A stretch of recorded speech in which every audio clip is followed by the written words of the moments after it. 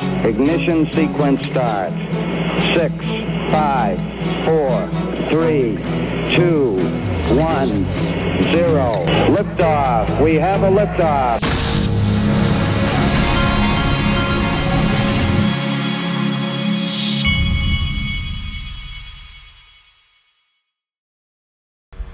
Hey everybody, this is the Digital Asset Investor. Let me pull this back where it needs to be.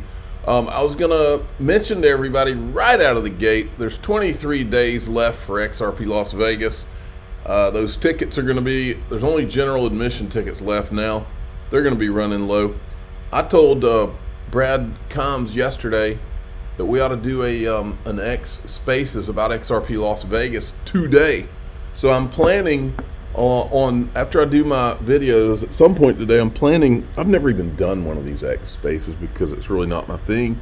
I'm literally going to pull up my phone and try to figure out how to do the space in real time. So that should be funny. But I am going to do one, so keep your eyes open on X, and I'm going to get Brad Combs on there, and we're going to talk some XRP Las Vegas.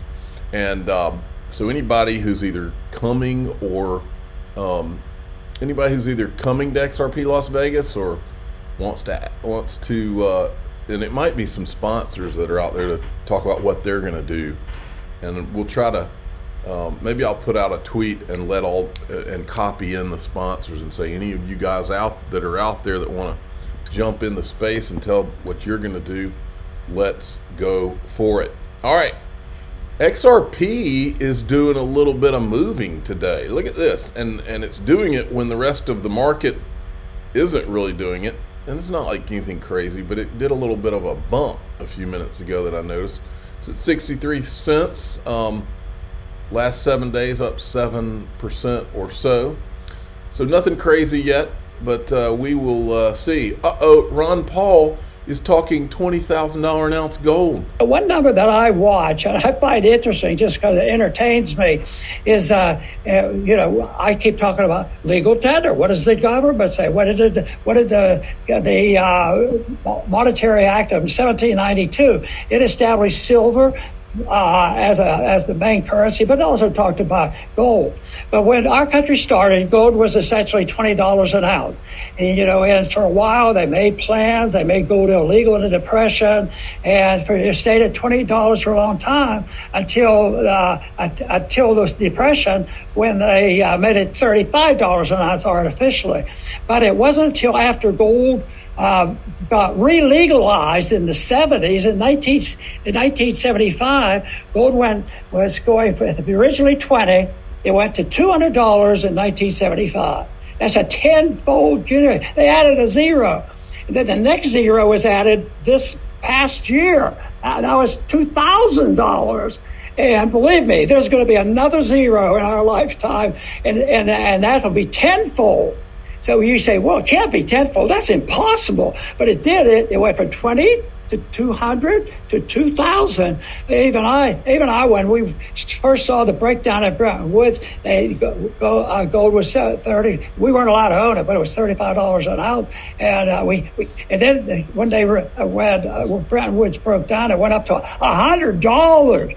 And a lot of us would probably say, boy, maybe they'll remonetize. And there was talk at $150 they would remonetize it. But here we are at $2,000. And it could be now, what I'm saying, it could be $20,000. Uh-oh, $20,000 industry gold. Check this out. Maria Bartiromo had a Bitcoin guy. I think this guy's a Bitcoin guy. But brings up Brad Garlinghouse's prediction for 2024. Welcome back. Let's take a look at crypto prices this morning. Back near $70,000. We are looking at an effort to go back to the record highs. Joining me right now is Ava Labs President John Wu. John, great to see you. Thank you so much for being here. I'll tell you, if you look at Bitcoin, we certainly are risk on right now. What's your outlook for crypto and Bitcoin this year? Very positive. It's very simple. The incremental demand of 2,000 or 3,000 per day versus a supply of 900 from mining, and that's only going to be cut in half in about 10 days or so. So the incremental demand way outweighs the incremental supply. Where is this demand coming from? Well, I mean, fundamentally, you have the ETF that's allowed easy access for a lot of people. But I can't say enough about the underlying reasons why people are involved in this. I mean, besides the easy access through the ETF, I mean, reality is even the U.S. dollar's lost a lot of its purchasing power. You know, when I talk to young folks out there, they feel like their rents in the last couple of years have skyrocketed. And, you know, what they can get, even mayonnaise is up 50% costs. You know, so the average American feels some pain. And this is a way they feel a store value could be even better. And mathematically, it has been for the last 3 to 4 years. So the CEO of Ripple, Brad Garlinghouse, said that he expects the entire crypto market to double in value to $5 trillion by the end of the year, John. That is a huge story, that it's going to double by the end of the year. Is that how you see it? I love that wild and crazy speculation. Now, it's a good thing he said it, because if I said it, all the crypto police and bad guys, oh, you can't speculate like that. You can't make a bold prediction like that. That's an illegal move. It's amazing how they have let me give you the dirty little secret. When people don't like you, everything's off limits for you. And that's what you have to learn about life. If you're going to do anything, go ahead and get ready for the people with envy problems to hate you for it, and take shots at you. It's just part of it. If you're going to do anything, if you're starting a YouTube channel tomorrow, folks, and you're good at what you do, and your YouTube channel grows, then go ahead and get ready, because there's a lot of angry people out in this world that are going to take shots at you. You'll just become a focal point for them to take some of their energy that because they feel bad about themselves for a million reasons, and they're going to take it out on you. That's how it works.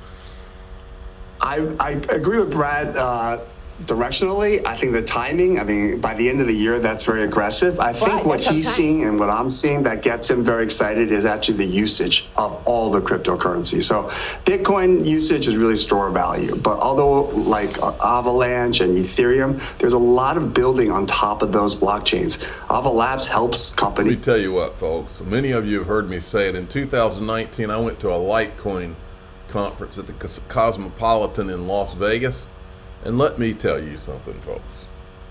It's like going, it would be, I would compare it to like going to a swell conference is like going to the Waldorf Astoria. Going to a Litecoin conference would be like going to the a Hampton Inn, no, worse than a Hampton Inn. Like one of those Motel 6 deals.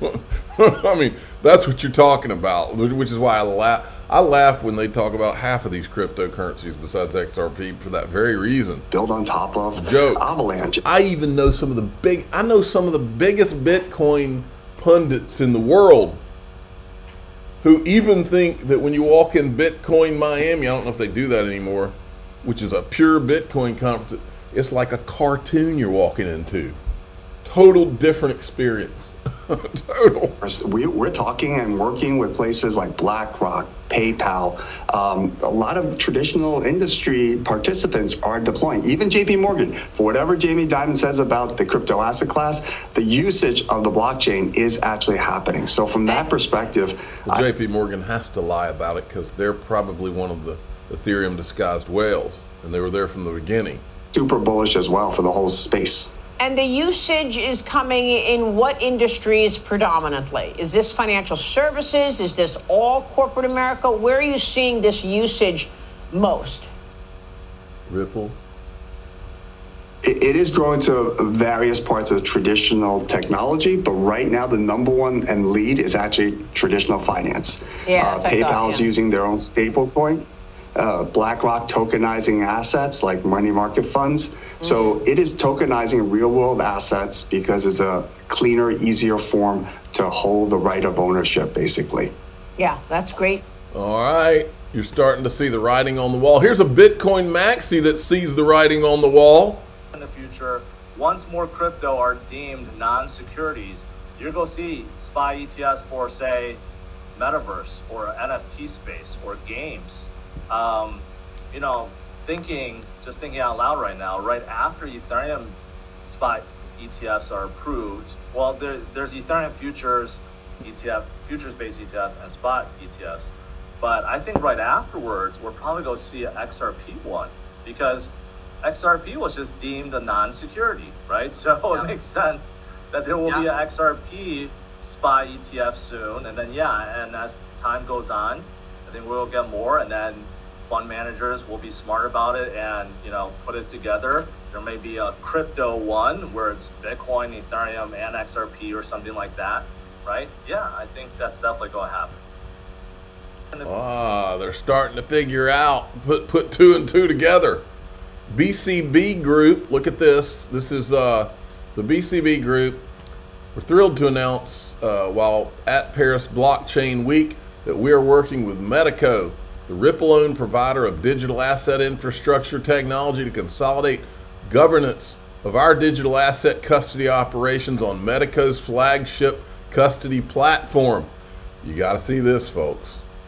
So this is BCB Group. Here's their solutions: business accounts, multi-currency transactions, BCB crypto, trading in digital currency over the counter, send other BCB customers funds, BCB FX, virtual IBANs. I focused in on BCB Treasury, and I wanted to show you this. Wait till you see this. In fact, hold on. Down here, how do I make that go back up? Well, let's go back to here. All right. First all-in-one solution, empowering corporate treasuries to include crypto assets. Go down here. This is where it gets interesting. I'm not going to cover, in my private group, what I'm going to show you is I went through their website and I came across a list, and I'm talking about a list that's very specific of who, this kind of surprised me. I didn't know, I've never seen a list like this that gets extremely specific and shows you exactly who owns what amount of Bitcoin. I'm going to show you that in the member group, but first I wanted to show you what's going on at it's going to fascinate you, by the way. First I want to show you that Paris Blockchain Week started today, and I just happened to be looking around. This is Raquel Amanda. She's PR and community building at Ripple, and she took a picture here. XRP Ledger, EVM side chain. There's XRP Ledger sponsored stuff there. You got Sologenic, Phi, never heard of that one, Palisade. But I wanted to show you this. This is a woman named Sandra Rowe. This is the only video clip that I was able to find so far from Paris Blockchain, but it was an extremely interesting clip when she started talking. I want you to listen to what she says, and then at the end, I tacked on some comments from Brad Garlinghouse when he was in Davos. I can't remember if it was 2023 or 2022. It might be in the background, I don't remember. But here she is. Brad Garlinghouse has tried to tell us a bunch of times, folks. Here we go. Can I add just one comment to some of the trends that we've been talking about? I can't tell you which bank, but let me just say, big global bank who is currently working on a lot of what I would deem as more hybrid solutions. I've had their senior executives even say that as public chains create tools and the ability to meet the requirements, just as Solana is doing and other chains are working towards, they would prefer to work towards that direction too. So the concept of there's no way a corporate's going to ever use a public chain, that's going away. The question now is, are there flavors of offerings and tools that meet the requirements that enterprises need? And that will drive a huge amount of not only adoption and usage. Just think about how big some of these corporates are, but also, more importantly, it will help also solidify, I think, I'll be a little controversial here, some of the best-in-class chains that are out there, and there will be a distinction. I think there's going to be a marked distinction between the top, 10, 15 chains versus the rest. XRP isn't going anywhere, folks. And it's going to be those offerings to meet the requirements. During the ICO boom. And I think in some ways the ICO boom wasn't particularly great for crypto, but some good things probably came of that, just like what's going on with stable coins. I said somewhat controversially around that period that I thought 99% of crypto, at the time there were 2,000, not 19,000. And I said that I thought 99% of them would probably go to zero. And that didn't make me a lot of friends in the crypto world. Since then I've been very wrong, I guess, because now there's 19,000. So we've moved the other direction. I would agree with Gavin. It's not clear to me whether there's a place for all of these. But I also think as you go from, first generation technologies to second generation, you get, more specific use cases for specific types of solutions. And look, I think we even have seen with what's going on in the NFT market, the gas fees associated with NFTs are in some cases astronomical. And are the underlying layer one technologies able to support NFTs in the kind of first generation? And I think we're finding probably not. We need to find better technologies that can support NFTs. You mean technologies that are better than Ethereum with the gas fees that are a joke, or Solana that keeps breaking? Because I don't think NFTs are going away by any stretch. So, when it comes to all of those coins, do you expect there to be some sort of, some inevitably will collapse. We've seen that already. But in the end, just a few hundred. I would go with scores. Yeah. But more than dozens, maybe scores. But, do we need thousands? I'm not sure. Just so you know, if you look up how many is scores, 20. Okay, we're in DAIXRP.com. I'm going to show you some very interesting numbers. You want to know who owns how much Bitcoin? A lot of these numbers are going to surprise you. I'm the digital asset investor. I'm not an investment advisor. This is for entertainment purposes only. Please subscribe, hit the like button. Tell your friends and family that away we go into DAIXRP.com.